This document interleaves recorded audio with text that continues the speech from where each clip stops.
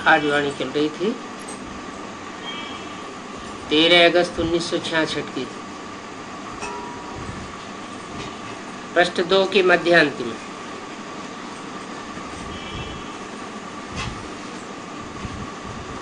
बात चल रही थी मैं सिवाय संगम युग के कब आता नहीं हूं, और मुझे बुलाते भी हैं संगम युग पर।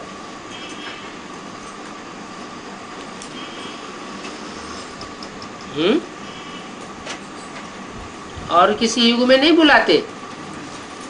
द्वापर कलयुग में नहीं बुलाते क्या? संगम युग बुला, द्वापर कलयुग में नहीं बुलाया भगवान को? नहीं बुलाया? झूठ बोलते हैं? भक्ति मार्ग में बुलाया ना? बुलाया ना? अच्छा, किसको बुलाया है? किसको बुलाया? रूप जानते थे? हैं? कौन है, क्या है, कहाँ का रहने वाला है, जानते थे? किसी को बुलाया जाता आओ तो उसे देखा जाता है ना, जाना जाता है ना।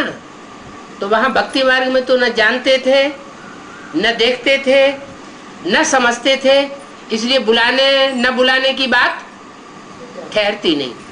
और यहाँ संगम युग में, संगम युग में तो हम जानते भी हैं, पहचानते भी हैं, इसलिए हम बार बार बुलाते हैं।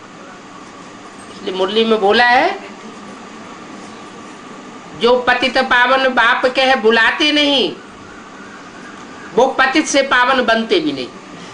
क्या? हे पतित पावन सीताराम आओ, जो सीताराम को बुलाते भी नहीं हैं, वो पतित से पावन बनते भी नहीं। तो संगम पर ही बुलाते हैं। पावन सतयुग को और पतित कलयुग को कहा जाता है।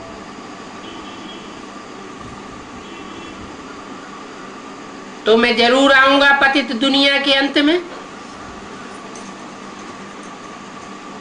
पतित दुनिया है कलयुग, और कलयुग के अंत में मैं आऊंगा। बुलाते भी हैं, आकर के हमको पावन बनाओ।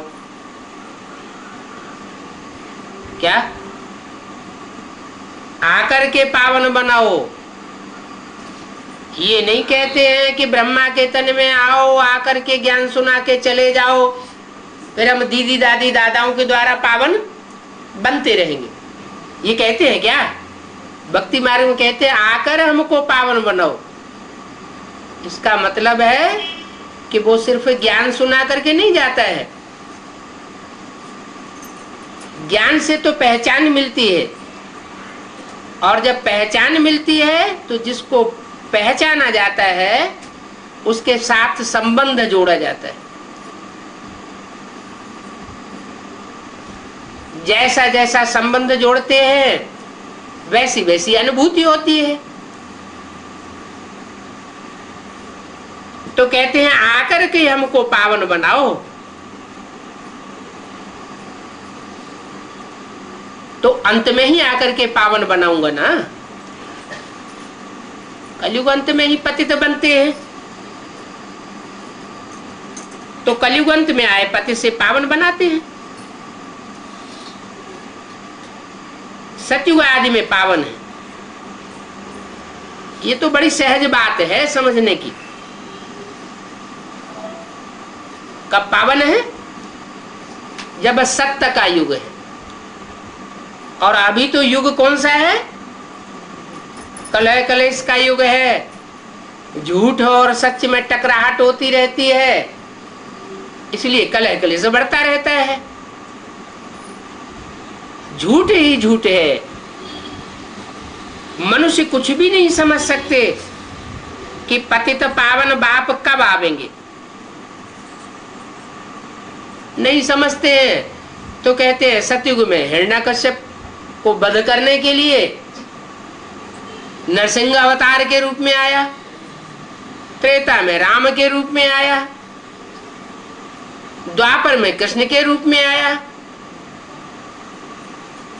नहीं समझते हैं तब तो ये अलग अलग बातें कहते रहते हैं। अब तो कलयुग का अंत कहेंगे। अगर कहें कलयुग की अंत में 40,000 वर्ष पड़े हैं, तो अर्जुन अभी कितना पतित बनेंगे, कितना जास्ती दुख बढ़ जाएगा।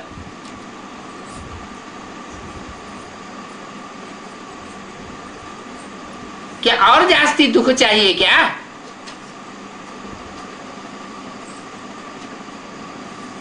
फिर सुख तो होगा ही नहीं।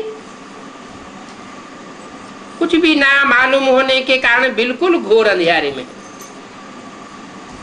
तुम बच्चे समझ सकते हो तो बच्चों को आपस में मिलकर के राय करनी चाहिए कि कैसे हम ईश्वरीय सेवा को बढ़ाएं। बाप प्रयत्न करने की बात तो आकर के बताते रहते, फिर बच्चों को आपस में मिलना है, चित्रों पर अच्छी रीति समझाना होता है। यह भी ड्रामा अनुसार चित्र निकले। कौन से चित्र निकले थे 66 में? त्रिमूर्ति, गोला, झाड़, सीढ़ी और लक्ष्मी नारायण, ये ड्रामा अनुसार निकले हैं। बच्चे समझते हैं। ज्यों ज्यों समय पास होता है हूबहू ड्रामा चलता रहता है। बच्चों की अवस्थाएं कब ऊपर होती हैं, कब नीचे होती रहेंगी। क्यों? भगवान बाप आया हुआ है और हमको भगवान बाप मिला हुआ है, तो सदा ऊंची अवस्था होनी चाहिए या नीची अवस्था होनी चाहिए? कैसी होनी चाहिए? ऊंची होनी चाहिए। फिर नीची अवस्था क्यों हो जाती है? बाबा भी मुरली में प्रश्न करते हैं, हेवनली गॉड फादर के बच्चे हैं तो हेवन में होना चाहिए, स्वर्ग में होना चाहिए, फिर हम दुखी क्यों हैं?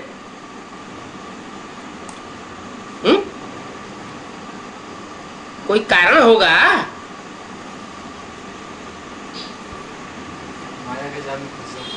माया के बच्चे बन जाते हैं बीच बीच में। माया रावण के बच्चे बन जाते हैं। बाप के ऊपर अनिश्चय होने लगता है। जब बाप के ऊपर अनिश्चय होता है तो जैसे बच्चा मर गया। इस दुनिया से मरते हैं तो रावण की दुनिया में जन्म ले लेते हैं। वहां निश्चय पैदा होता है तो बाहर की दुनिया में जैसे जिंदा है। अवस्थाएं नीचे ऊपर होने का कारण है। अभी शूटिंग चल रही है। जब अच्छे कर्मों की शूटिंग होती है, 63 जन्मों में जो हमने अच्छे कर्म किए हैं उनका जब उदय होता है शूटिंग पीरियड में, तो अवस्था ऑटोमेटिक अच्छी बन जाती है। और जब खराब कर्मों की शूटिंग उदय होती है तो अवस्था खराब हो जाती है। कितना भी हम संभालने की कोशिश करते हैं, सुधरती नहीं।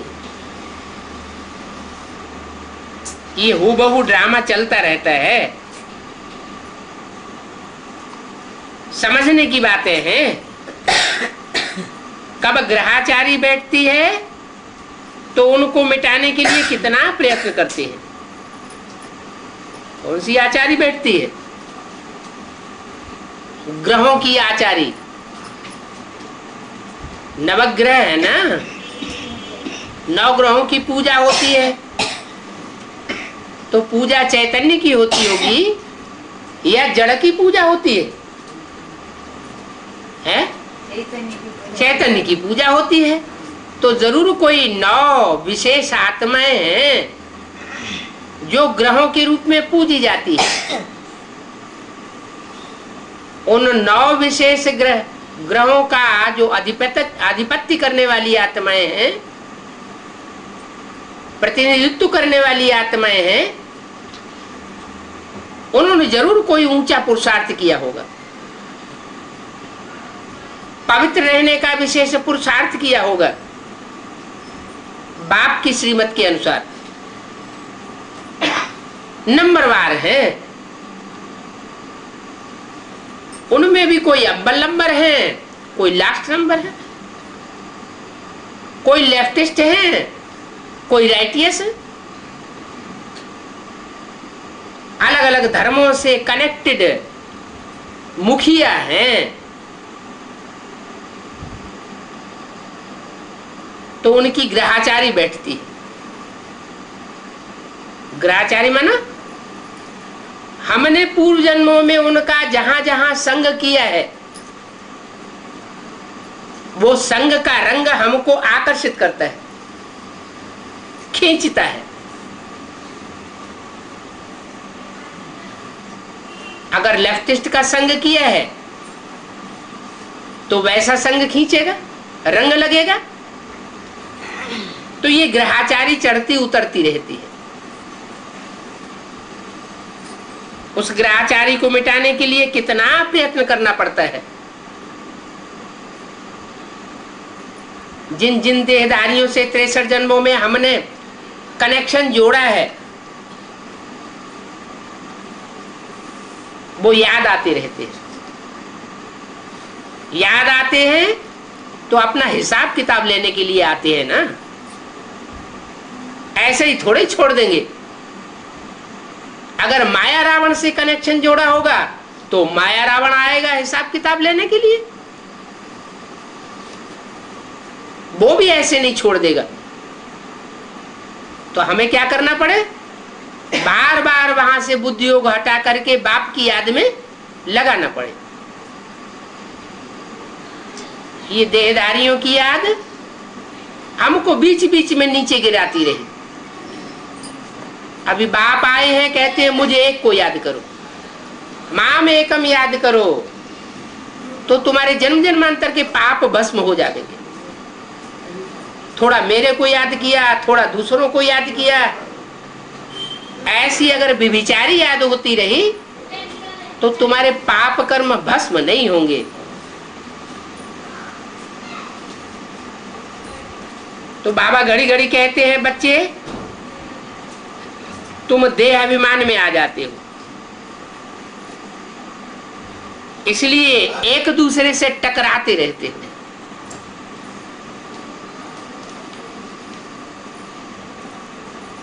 कोई का किसी से टकराहट होती है, चाहे मनसा वाइब्रेशन की टकराहट हो, संकल्पों की टकराहट हो, चाहे वाचा की टकराहट हो, चाहे कर्मेंद्रियों की हाथापाई हो जाए। वो हाथापाई होने का कारण क्या है, कुछ न कुछ अंदर में देहवान आ जाता है। आत्माभिमानी होकर के नहीं रहते। अगर आत्माभिमानी होकर के रहे तो आत्मा आत्मा भाई भाई की वृत्ति जरूर बुद्धि में आवेगी। वो वृत्ति बुद्धि में नहीं रहती। अपन को देह समझ बैठते हैं, दूसरों को देह के रूप में देखते हैं, तो टकराहट हो जाती है। तुम देही अभिमानी बनो तो बाप की याद बहुत कुछ रहेगी। देह और देही, देह माना शरीर है, देही माना देह को धारण करने वाली आत्मा। तो आत्मा ज्योति बिंदु की स्मृति में रहेंगे तो क्या होगा, टकराहट नहीं होगी और सर्विस में उन्नति करते रहेंगे। देह अभिमान पूर्वक जो सेवा की जाती है उससे अच्छा रिजल्ट नहीं निकलता। आत्माभिमानी होकर के जो सेवा करते हैं उससे अच्छा रिजल्ट निकलता है और लंबे समय का रिजल्ट निकलता है। ऊंच पद जिनको पाना है वो सदैव सर्विस में लगे रहेंगे। तकदीर में नहीं है तो तदबीर नहीं होगी। खुद भी कहते हैं बाबा हमको धारणा नहीं होती है, हमारी बुद्धि में ज्ञान नहीं बैठता है। क्यों नहीं बैठता है? बुद्धि में ज्ञान क्यों नहीं बैठता है? मुरली में भी बताया है क्या? शेरनी का दूध मिट्टी के पात्र में ठहरता नहीं है। मिट्टी का पात्र माना क्या? देह मिट्टी है। मिट्टी रूपी देह को याद करते करते अनेक जन्मों से ये बुद्धि मिट्टी हो गई। मिट्टी का संग करते करते बुद्धि भी मिट्टी जैसी हो गई, पत्थर बुद्धि बन गई। अभी बाप पारस बुद्धि बनाए रहे हैं, तरीका बताए रहे हैं। अब अनेकों की याद छोड़ो और मुझे एक को याद करो।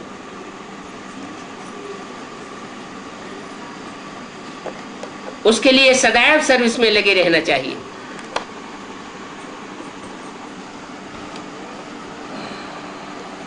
तो बुद्धि में ज्ञान जरूर बैठेगा।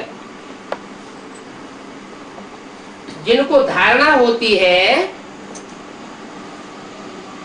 उनकी निशानी क्या होगी?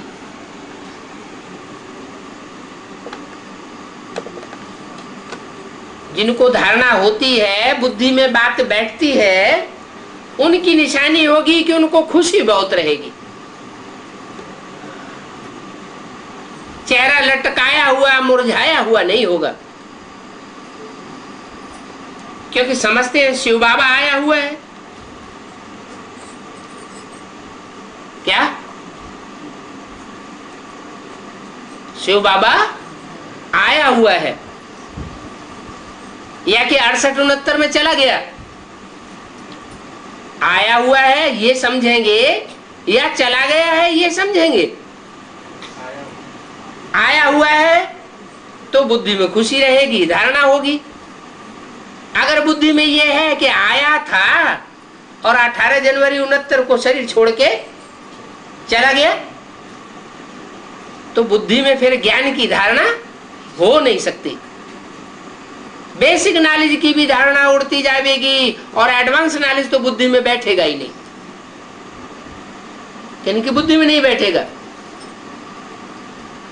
जो ये समझेंगे कि शिव बाबा आया था और अभी चला गया। जिनकी बुद्धि में बैठा होगा कि शिव बाबा आया हुआ है, वापस नहीं चला गया है, वो हमको साथ लेकर के जाएगा, तो उनको खुशी का पारा बहुत रहेगा। अभी बाप कहते हैं बच्चे तुम अच्छी रीति समझ करके फिर औरों को समझाओ। क्या नीम हकीम नहीं बनना है कि अधूरा सधूरा नॉलेज ले ली और समझ बैठे कि हम तो बड़े भारी पंसारी बन गए। जैसे चूहे का मिसाल दिया, चूहे को हल्दी की गांठ मिल गई तो समझा कि हम पंसारी हैं। बाप कहते हैं अब ये अहंकार नहीं लाना है, अभी ज्ञान में बहुत कुछ समझने के लिए पड़ा हुआ है। अनेक जन्मों की तुम्हारी थ्योरी खुलने वाली है। बाप तो कहते हैं तुम आत्मा एक्टर हो। एक्टर्स को बुद्धि में रहना चाहिए कि हमने 84 जन्मों में जो 84 चोले लिए हुए हैं वो कौन कौन से पार्ट बजाए, कौन कौन से चोले कब कब धारण किए, वो पार्ट बुद्धि में स्मृति में आना चाहिए।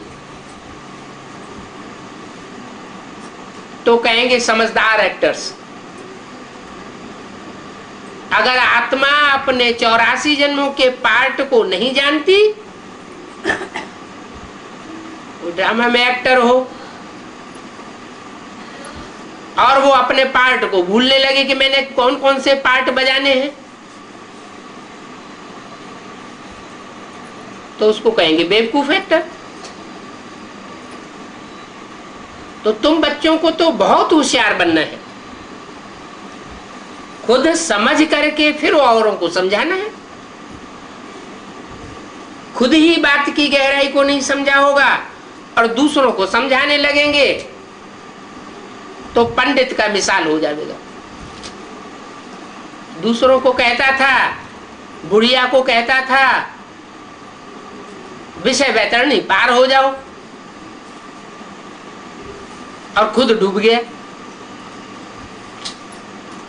तो ऐसे नहीं करना, पहले समझना है फिर औरों को समझाना है। कोई तो ऐसे ही सर्विस में लगे रहते, खुद कुछ भी नहीं समझते। अभी बच्चे पुरुषार्थ करते रहते हैं, ये भी बच्चे समझते हैं कि जो जो सेकंड पास होता है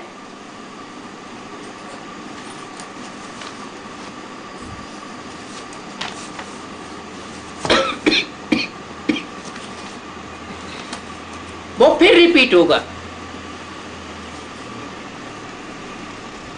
ये तो मधुबन है, यहां पढ़ाई भी होती है और साथ साथ ये हॉस्टल भी है। हॉस्टल में रहते हैं, हॉस्टल में रहने से पढ़ते अच्छा है। बाहर की दुनिया में रहते हैं, अलग स्कूल में जाकर के पढ़ाई पढ़ते हैं तो बाहर की दुनिया का संग का रंग लगता रहता है।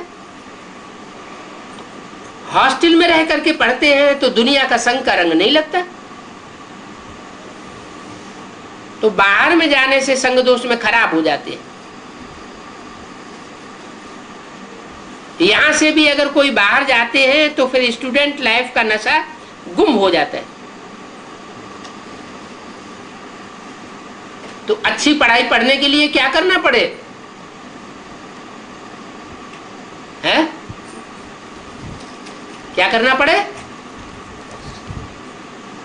हॉस्टल में दाखिल होकर के पढ़ाई पढ़नी पड़े। पढ़ाने वाली ब्राह्मणी का भी बाहर की दुनिया में इतना नशा नहीं रहता जितना यहां बच्चों को रहता है। यहां माना कहां है? मधुबन में। मधुबन में जब 66 में बाबा की वाणी चल रही थी, वहां की बात हो रही है ना। तो बोला ये हेड ऑफिस मधुबन है, स्टूडेंट टीचर के सामने रहते हैं। वहां स्कूल में दुनिया भी कोई गोरख धंधा नहीं होता। तो बाहर की दुनिया में रहने वालों में और अंदर हॉस्टल में रह करके पढ़ाई पढ़ने वालों में रात दिन का फर्क पड़ जाता है। कोई तो शिव बाबा को सारे दिन में याद ही नहीं करते, बाहरी दुनिया के संग के रंग में ही आते रहते, फिर शिव बाबा के मददगार ही नहीं बनते। दुनिया का संग का रंग लगता है तो दुनिया भी बुद्धि हो जाती है। बच्चे बन करके फिर जैसे दुश्मन बन जाते हैं।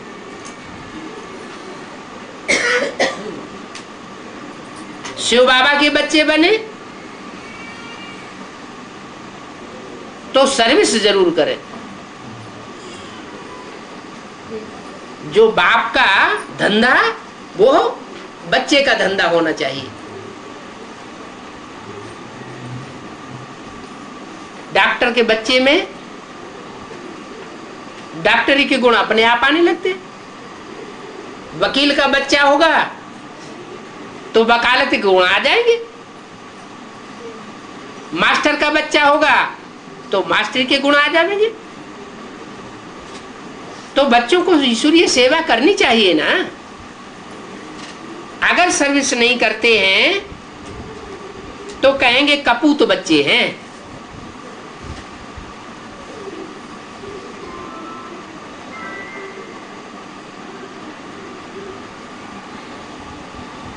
बाबा तो इन बातों को समझते हैं ना, कौन कपूत है और कौन सपूत है।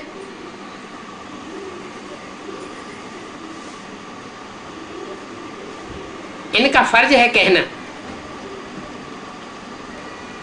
तो बच्चों को बाप बताते रहते हैं, मुझे याद करो, फॉलो करो, तो बहुत कल्याण हो जाएगा।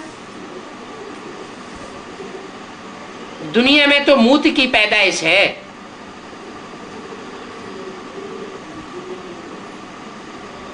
तुम्हारी पैदाइश कैसी है? तुम कुखवंशावली हो या मुखवंशावली हो? कुखवंशावली माना मूत की पैदाइश, और मुखवंशावली माना ज्ञान की पैदाइश। ब्रह्मा के मुख से जो ज्ञान सुनते हो, उस ज्ञान को धारण करके तुम बाप के बच्चे बनते हो। तुम्हें निश्चय पैदा होता है कि हम बाप के बच्चे हैं। दुनिया बाप को नहीं जानती, हम बाप को जानते हैं। तो दुनिया में तो मूत की पैदाइश भ्रष्टाचारी पैदाइश है, भ्रष्ट इंद्रियों की पैदाइश है, और तुम्हारी है श्रेष्ठ इंद्रियों की पैदाइश।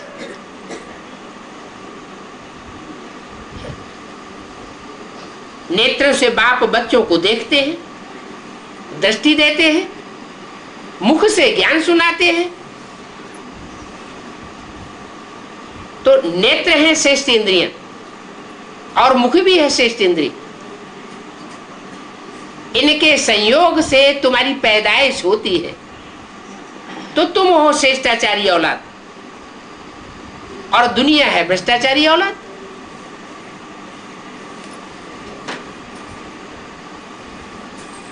इस दुनिया की रीत रस्म रिवाज को अब छोड़ते जाओ। इनका संग न करो, मन बुद्धि से भी संग न करो, वाचा से भी संग न करो। ऐसी बातें करना छोड़ दो। कर्मेंद्रियों से संग की तो बात ही बहुत दूर। बाप समझाते तो रहते हैं, परंतु किसी की तकदीर में नहीं हो तो बाप क्या करेंगे?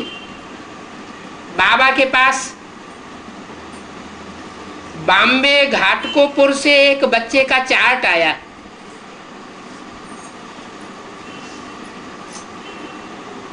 बाप बताते हैं ये चार्ट लिखने से भी बहुत कल्याण होगा।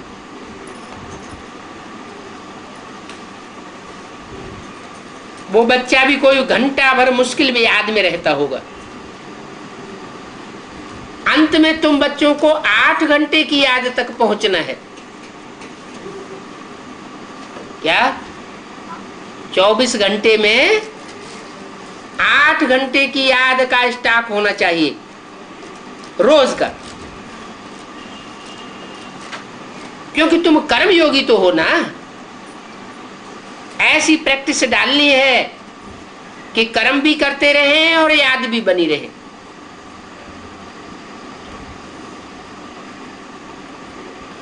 कोई कोई को कब उल्लास आता है तो चार्ट रखते हैं। ये चार्ट रखना अच्छा है। जितना बाबा को याद करेंगे उतना फायदा है। गाया भी हुआ है, अंतकाल जो स्त्री सुमिरे वैश्या योनि मिले।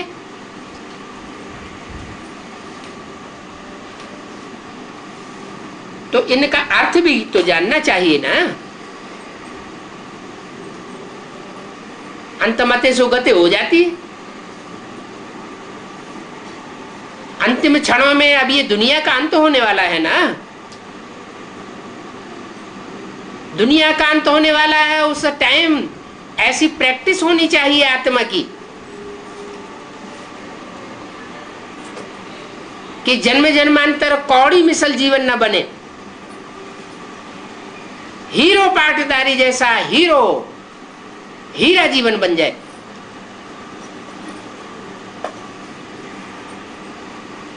जो अच्छी रीति याद नहीं करते हैं तो वो प्राप्ति नहीं कर सकते। तुम्हारे ऊपर जो जन्म जन्मांतर का बोझा है,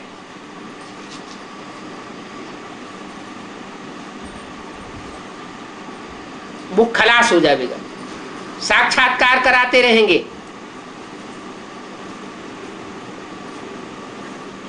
और साक्षात्कार कराने के बाद सजा देंगे।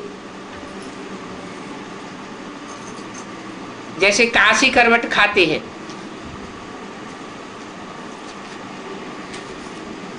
बनारस में एक कुआं बना हुआ था। कुएं के अंदर एक खांडा लगा हुआ था, ऊपर एक एंगल होता था। उस एंगल से कुएं के अंदर कूदते थे, खांडे पे जाके गिरते थे। समझते थे कि हम बलि चढ़ गए शिव के ऊपर। ऐसी मान्यता थी कि हमारे जन्म जन्मांतर के पाप खलास हो जाएंगे। तो पाप तो खलास होते थे,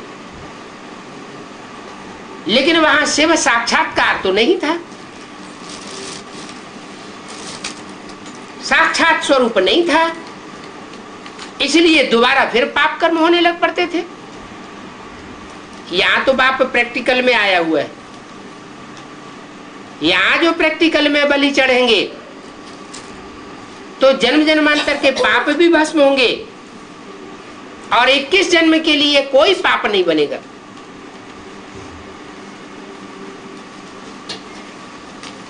तो भक्ति मार्ग में भी झट पापों का साक्षात्कार होता था। जब शिव के ऊपर बलि चढ़ते थे, महसूस करते हैं कि हम पापों की सजा खा रहे हैं। यहां भी ऐसे ही है। बच्चों को साक्षात्कार होता जाएगा अपनों पापों का और सजाएं खाते जाएंगे। बहुत मोचरा खाने वाले हैं। जितना जास्ती मोचरा खावेंगे उतना पद कम होता जाएगा, जन्म जन्मांतर का मान मर्तबा कम हो जाएगा। बाप की सर्विस में जो बिघन डालते हैं वो मोचरे के लायक है।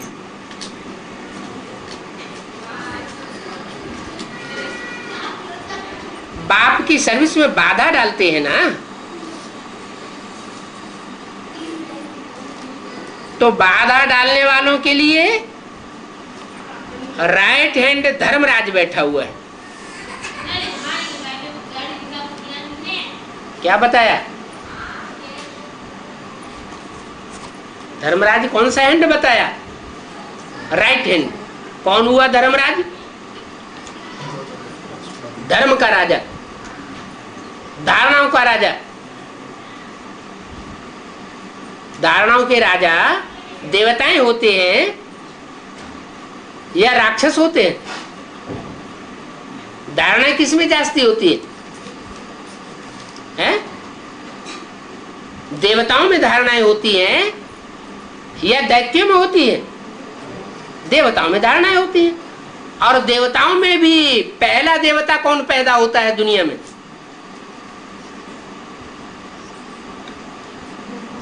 जब नई दुनिया शुरू होती है तो नई दुनिया में पहला देवता कौन? कृष्ण वाली आत्मा। और वो कृष्ण वाली आत्मा में परमात्मा शिव प्रवेश करके ब्रह्मा के रूप में पार्ट बजाते हैं। तो त्रिमूर्ति में ब्रह्मा राइट हैंड में बैठा हुआ है या लेफ्ट हैंड में बैठा हुआ है? किधर बैठा हुआ है? राइट हैंड में बैठा हुआ है। तो बोला राइट हैंड है धर्मराज।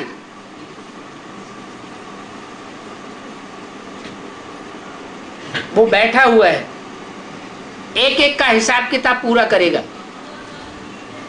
दूध का दूध और पानी का पानी कर देगा।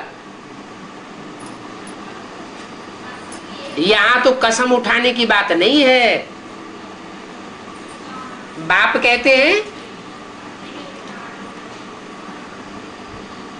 साथ में प्रतिज्ञा करके कसम उठाओ, बाप की याद से ही तुम पावन बनेंगे, नहीं तो नहीं बनेंगे। बाप ही आकर के प्रतिज्ञा कराते हैं, तो फिर करो, प्रतिज्ञा करो ना करो ये तुम्हारे हाथ में है। प्रतिज्ञा नहीं करेंगे तो नहीं पावेंगे, प्रतिज्ञा करेंगे तो प्राप्ति हो जाएगी। बहुत हैं जो बुरे काम ही करते रहते, ज्ञान भी लेते रहते, फिर क्या करते, बुरे काम करते रहते। भक्ति मार्ग में गाते हैं, मेरा तो एक बाप दूसरा न कोई। मीरा ने क्या गाया, मेरे तो गिरधर गोपाल दूसरा न कोई। परंतु वो बात अभी बुद्धि में आई है, गिरधर गोपाल की बात नहीं है। गिर माने पहाड़, धर माने धारण करने वाला। ये कलियुग रूपी पहाड़ है पापों का, इस पहाड़ को धारण करने वाला और उठा के फेंकने वाला शिव बाबा है। और इस कलियुग रूपी पहाड़ को उठा के फेंकने की किसी में ताकत मनुष्य गुरु में नहीं है। तो अब तुम्हारी बुद्धि में बात आई है कि हमारी आत्मा ऐसे क्यों गाती थी, सारा दिन गाते रहते हैं, मेरा तो गिरधर गोपाल दूसरा न कोई। तो ये तो जब संगम पर बाप आवे तब बच्चों को अपने घर ले जावे। कृष्णपुरी में जाने के लिए तुम पढ़ते हो ना, प्रिंस प्रिंसेस के कॉलेज जो होते हैं, जहां प्रिंस प्रिंसेस पढ़ने जाते हैं, वो तो हद की दुनिया की बातें। कब बीमार पड़ते हैं, कब मर जाते हैं। ये है प्रिंस प्रिंसेस बनने की गॉडफादरली यूनिवर्सिटी, राजयोग है ना। तो तुम नर से नारायण बनते हो क्या? कौन बनता है नर से नारायण? वो नहीं बनते हैं, यह नहीं बनता है। कौन बनता है? तुम माना क्या है? यह नहीं बनता। यह माने कौन? ब्रह्मा बाबा नर से डायरेक्ट नारायण नहीं बनता। अब ब्रह्मा बाबा जैसे और भी संगी साथी हैं, वो भी नहीं बनते, डायरेक्ट नर से नारायण नहीं बनते। और वो दुनिया वाले वो तो बनते ही नहीं, क्योंकि उनको तो पढ़ाई पढ़ने को मिलती ही नहीं ईश्वरीय। तुमको ईश्वरीय पढ़ाई मिलती है तो तुम बनते हो। तुम माना क्या? जो बाप के सन्मुख बैठ करके पढ़ते हैं उनकी बात है। सन्मुख बैठने वालों को तुम कहा जाता है। जो सन्मुख नहीं होते हैं, बाजू में बैठते हैं, उनको तुम नहीं कहा जाता, इसे कहा जाता है। तो ब्रह्मा की सोल कहाँ बैठती थी? बाजू में बैठती थी। तो बोला कि तुम नर से नारायण बनते हो, तुम प्रिंस प्रिंसेस बनते हो, बैगर टू प्रिंस बनते हो। क्या? इसी जन्म में फुल बैगर और इसी जन्म में फुल प्रिंस बनते हो। तो बाप तुम बच्चों को कितनी मीठी बातें सुनाते हैं, तो ये मीठी मीठी बातें याद रहना चाहिए ना। कोई तो यहां से बाहर निकलते हैं और सारी नॉलेज फुस हो जाती है, बाबा को जाकर के याद भी नहीं करते। जो जास्ती याद करेंगे तो औरों को भी याद कराते रहेंगे, उनकी चलन से ही दूसरों को याद आती रहेगी, उनके चेहरे देख करके ही दूसरों को याद आती रहेगी। उनकी वाचा सुन करके ही दूसरों को परमात्मा की याद आती रहेगी। खुद ही याद नहीं करते होंगे तो दूसरों को भी याद नहीं दिलावेंगे। तो बच्चों को युक्ति रचनी चाहिए, हम कैसे बहुतों का कल्याण करें। बाहर वाले प्रजा में दास दासी बनेंगे। क्या कहा?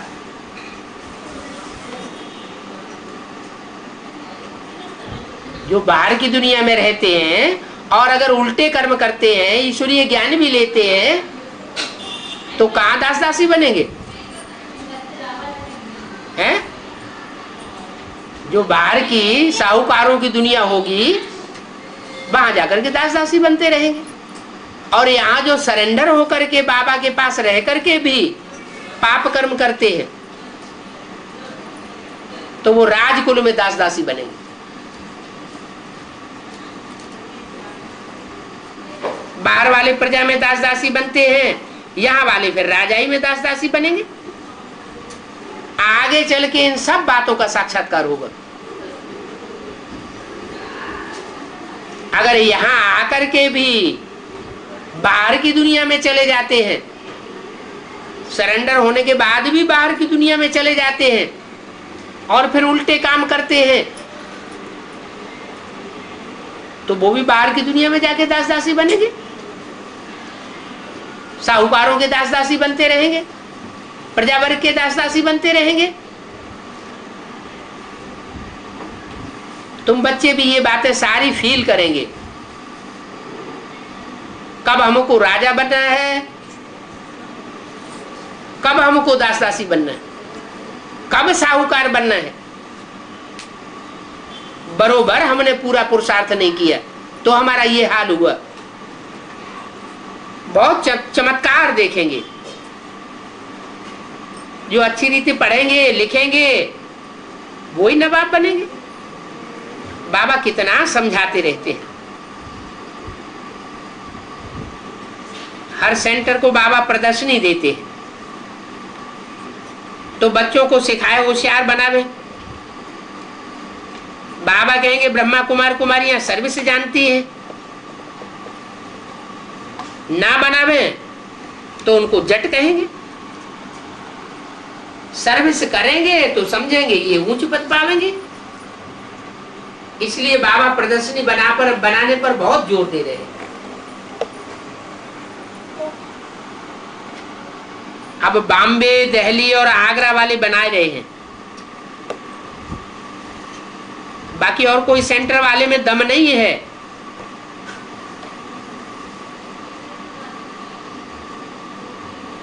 जो प्रदर्शनी की चित्र बनाए सके। कौन कौन से बताए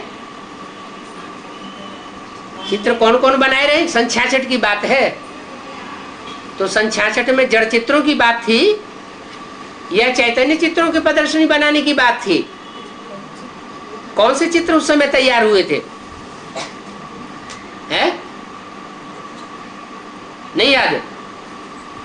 जड़ चित्रों की प्रदर्शनी तैयार हुई थी। बॉम्बे में वो चित्र तैयार किए गए थे। जैसे भक्ति मार्ग में बॉम्बे साइड में 2000 साल पहले अजंता, एलोरा, एलिफेंटा, कन्हेरी आदि की गुफाओं में भित्ति चित्र ढेर के ढेर तैयार किए गए थे। तो अभी शूटिंग पीरियड में ये शूटिंग हुई कि बॉम्बे साइड में ढेर के ढेर चित्र तैयार हो गए। बॉम्बे वाले, दिल्ली वाले और आगरा वाले बनाते रहते हैं, बाकी और कोई सेंटर वालों में दम नहीं है। उस समय थी जड़ चित्रों की प्रदर्शनी की बात, और अभी तो बहुत टाइम लंबा बीत चुका। अभी जड़ चित्रों की प्रदर्शनी बनानी है या चैतन्य चित्रों की प्रदर्शनी बनानी है? कौन से चित्रों से सेवा करनी है? चैतन्य चित्रों की सेवा करने का अभी टाइम आया पहुंचा। जड़ चित्रों की प्रदर्शनी तो बच्चे बनाते हैं, बेसिक नॉलेज वालों ने बनाई, और हम तो एडवांस ज्ञान में चल रहे हैं। तो एडवांस में जो बच्चे जा रहे हैं, जिनके लिए सन 73 के मेले में अव्यक्त वाणी में बोला था, इन जड़ चित्रों की प्रदर्शनी का इनाम दीदी दादियां देंगी, और जो चैतन्य चित्रों की प्रदर्शनी तैयार करेंगे, अपने चैतन्य चेहरे बनावेंगे, उनका इनाम बाप दादा देंगे। 73 में ये घोषणा की गई थी।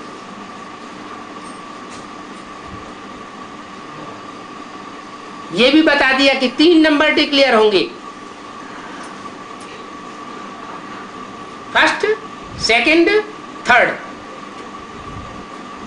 3 सीट्स फिक्स होंगी पहले पहले। तो वो भी 98 में डिक्लेयर कर दिया कि ब्रह्मा की सीट कौन सी होगी, विष्णु की सीट कौन सी होगी, और शंकर की सीट कौन सी होगी। ये 3 मूर्तियों की चित्र, चैतन्य चित्र बाप दादा ने प्रत्यक्ष कर दिए। तो प्रत्यक्ष किए होंगे तो चैतन्य में तैयार भी तो हुए होंगे ना।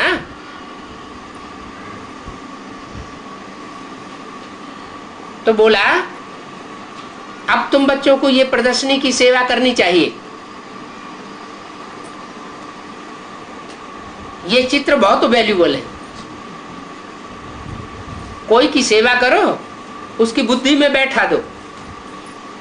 क्या बैठा दो? क्या बैठा दो? कि त्रिमूर्ति में अथवा तिरंगा झंडा में वो 3 आत्माएं कौन है जो सारे विश्व के ऊपर विजय करके दिखलाती है, जिनका गायन चलता है आज भी, विश्व विजय करके दिखलावे तब होवे प्रणपूर्ण हमारा, झंडा ऊंचा रहे हमारा। वो 3 मूर्तियां बुद्धि में बैठाए दो। अगर कोई की बुद्धि में 3 मूर्तियां बैठ जाएंगी तो वो बाप का परिचय उसको पूरा मिल जाएगा। ये चित्र बनाना बहुत कॉमन चीज है। पहले ये चित्र बुद्धि में बनाना है। अपनी बुद्धि में चित्र तैयार हो जाएगा तो दूसरों को भी समझा सकेंगे। बाबा समझते हैं एक भी बच्चा समझदार नहीं है, बुद्धू बुद्धि है। नहीं तो हिम्मत करके प्रदर्शनी बनाने में मदद करनी चाहिए, तो समझाने में बच्चों को सहज होगा। ऐसे थोड़े ही कि कानपुर बेंगलोर में आर्टिस्ट नहीं है,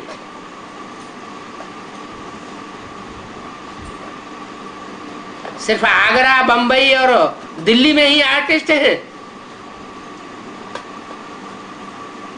वहीं से चैतन्य प्रदर्शनी तैयार होगी। हाँ भले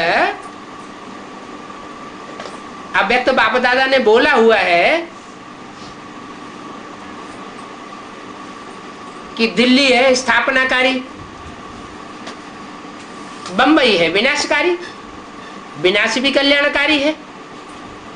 तो चाहे स्थापना करने वाले बच्चे हो, चाहे विनाशकारी बच्चे लेफ्टिस्ट हो, लेकिन सेवा करने वाले तो है ना।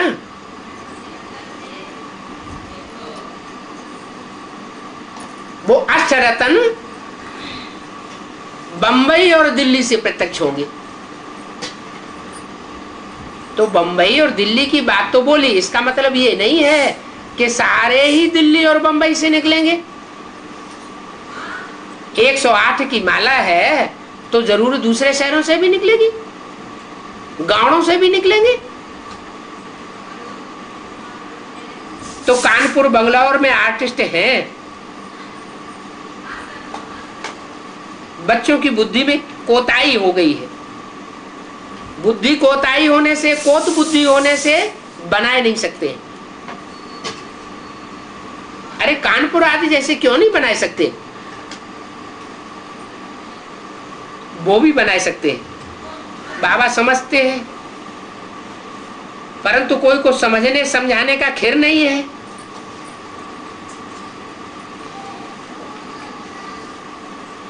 टीचर्स और मैनेजर्स साथ ठंडे हुए पड़े। कोई कोई ब्राह्मणियां हैं जो मैनेजर बन जाती है, मैनेजर बन जाती है तो उनका माथा ही खराब हो जाता है, अहंकार आ जाता है।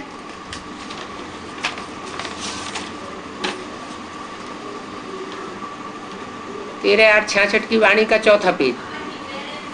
समझते हैं कि हम बहुत अच्छे चलते हैं, दूसरों से पूछो तो उनके बारे में 10 बातें सुनाई देंगे। माया बड़ी चक्री में डालती है। जैसे किसी को पैसे जास्ती होते हैं तो जास्ती पैसे वाले धन के अहंकार में आकर के चरिये खरिये बन जाते हैं, दूसरों को कुछ समझते ही नहीं। यहां भी सर्विस करते हैं तो अहंकार में आकर के उनका माथा ही खराब हो जाता है। ये ठीक है, बच्चों को सर्विस में रहना चाहिए। बाप तो रहमदिल है, दुख हरता है, सुख करता है, तो बच्चों को भी ऐसा ही बनना है ना। सिर्फ बाप का परिचय देना है। बाप कहते हैं मां में कम याद करो, तुम नरकवासी से स्वर्गवासी बन जाओगे। कितना सहज पुरुषार्थ बताते हैं। कहते हैं मुझे याद करो तो पति से पावन बन, तुम शांति धाम सुख धाम में चले जाओगे। अगर ऐसा निश्चय हो जाए तो फिर एकदम उनसे लिखाए लेना चाहिए। क्या कहा?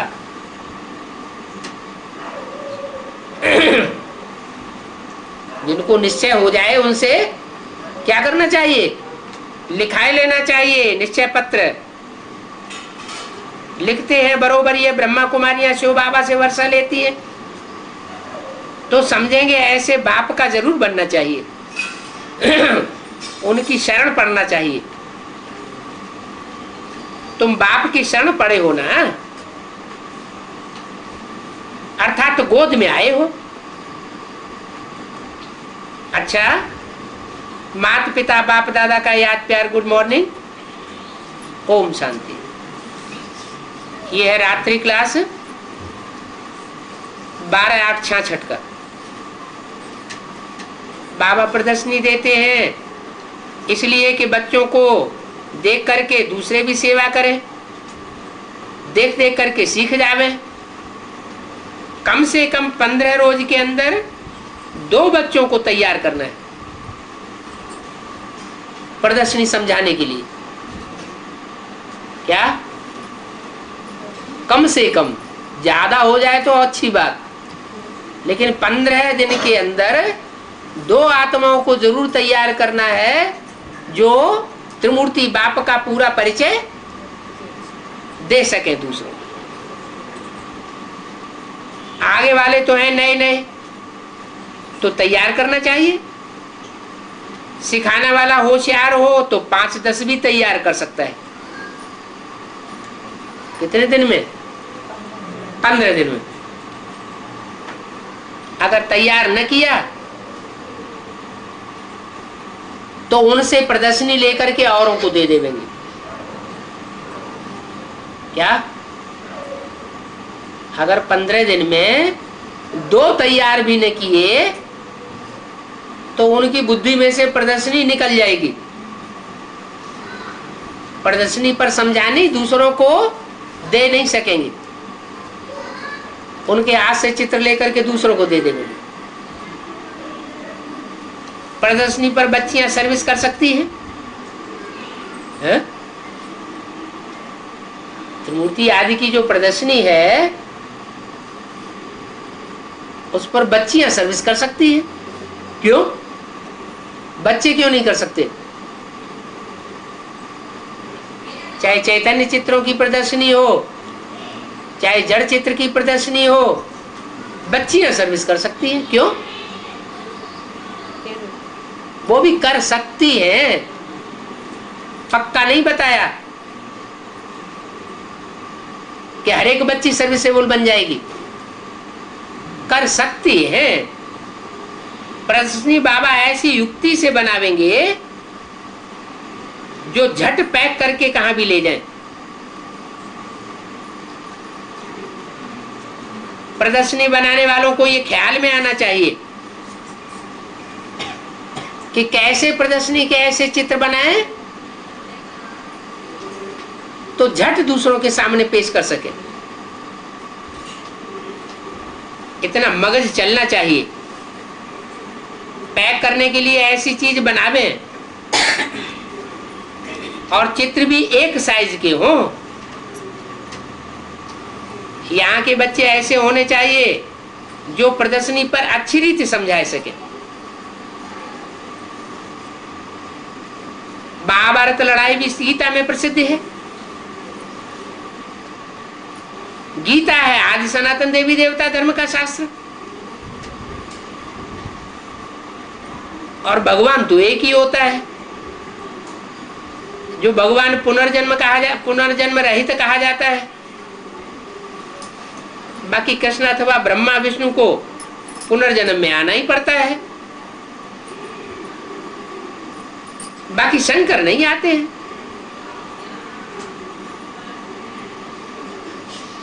क्या शंकर पुनर्जन्म में नहीं आते हैं और ब्रह्मा विष्णु पुनर्जन्म में आते हैं? क्यों?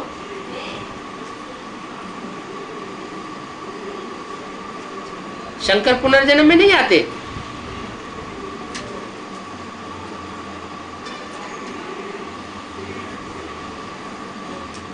कहते हैं शंकर कभी मरता ही नहीं।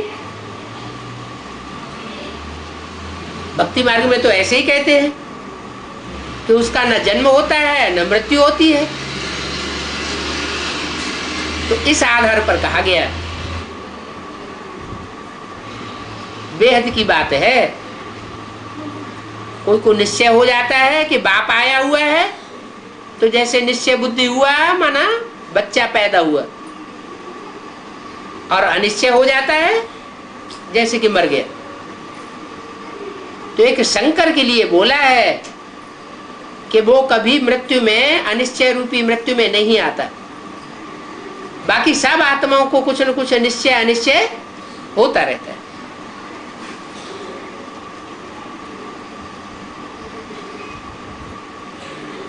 ब्रह्मा विष्णु भारत में आते हैं, शिव पतित पावन को जरूर आना है। शंकर को सूक्ष्म वतन में दिखाते हैं, वो भी इस समय। तो ब्रह्मा विष्णु शंकर तीन की बात है। ब्रह्मा में आते हैं संगम में। ब्रह्मा कोई सतयुग में तो होता नहीं है। कहाँ होता है ब्रह्मा? मृत्युलोक में होता है या अमरलोक में होता है? ब्रह्मा कहाँ होता है? ब्रह्मा मृत्युलोक में होता है। अमरलोक में तो वो कृष्ण के रूप में, देवता के रूप में जन्म लेता है।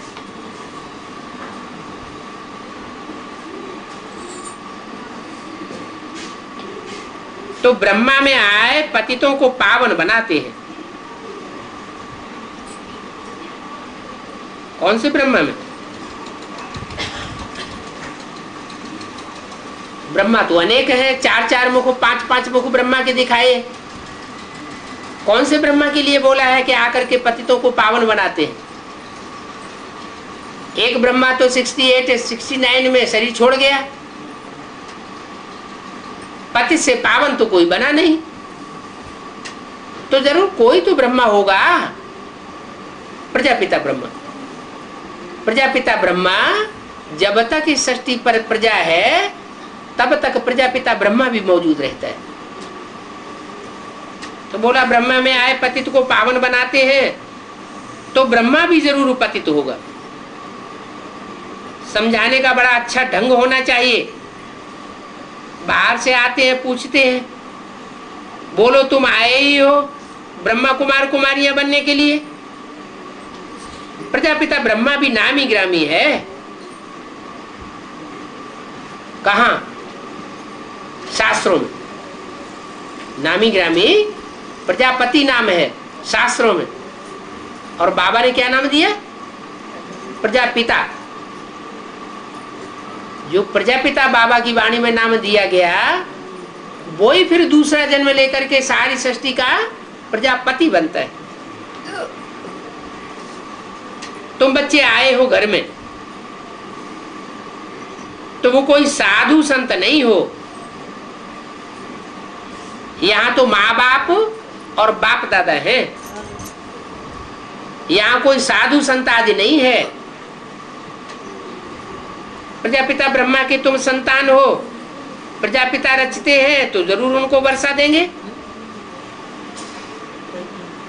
बाप ब्रह्मा को रचते हैं तो ब्रह्मा कुमार कुमारियों को वर्षा देते हैं। वर्षा मिलता है शिव बाबा से। तो बेहद का बाप वो है, वो है, यह नहीं है। वो है माना आने वाले पार्ट की तरफ इशारा किया। हैं दोनों बाप। कौन कौन दोनों? शिव बाप भी है और प्रजापिता भी बाप है। लेकिन दोनों में से वर्षा किससे मिलता है? ये तो समझते हो कि हम बाबा उनको कहते हैं, इनको नहीं कहते। देने वाला वो है। तो वर्षा गॉड फादर से मिलता है। निराकार आत्मा निराकार बाप को याद करती है और वर्षा भी निराकार से मिलना है।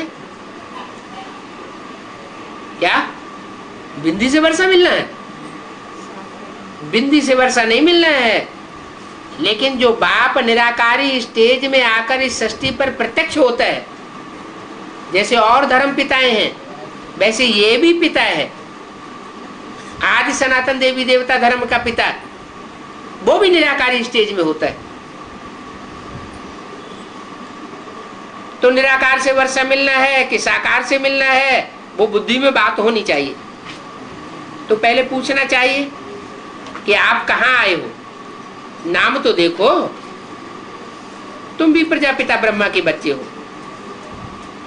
ब्रह्मा कुमार कुमारियां शिव से वर्षा लेते हैं। तुमको भी वर्षा लेना है तो आकर के लो। अलफ को याद करना पड़े, यहाँ का उद्देश्य ही है। बरोबर भारतवासी 84 जन्म लेते हैं। अब भारत को पहले नंबर में जाना है। हम भारत को ऐसा स्वर्ग बनाते हैं, फिर वहां और कोई धर्म नहीं होगा। तो समझाने का हौसला चाहिए। अच्छी रीति समझाएंगे तो अंदर में खुशी बढ़ेगी। प्रदर्शनी से बच्चे बहुत होशियार हो सकते हैं। ऐसी प्रदर्शनी बनानी चाहिए जो खुद भी होशियार हो और दूसरों को भी होशियार बनावे। ओम शांति। और ब्रह्मा बाबा के साथ रहने वाली सिंधी बच्चियां सिंध हैदराबाद की तरफ पैदा हुई थी। वो सिंधी ही बोलती थी, फिर उन्होंने हिंदी कैसे सीख लिया? కొంతమంది హిందీనే మాట్లాడేవారు, కానీ వాళ్ళు హిందీ నేర్చుకున్నారు. వాళ్ళు ఎలా నేర్చుకున్నారు? మీరు ఎందుకు నేర్చుకోలేదు?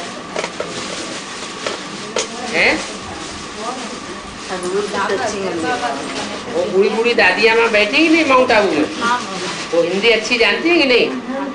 फिर ये तो कोई बात नहीं कि बूढ़ी बूढ़ी माताएं हिंदी कैसे सीखे। और बूढ़ेपन का देवान खत्म करो। हम शिव बाबा के बच्चे हैं।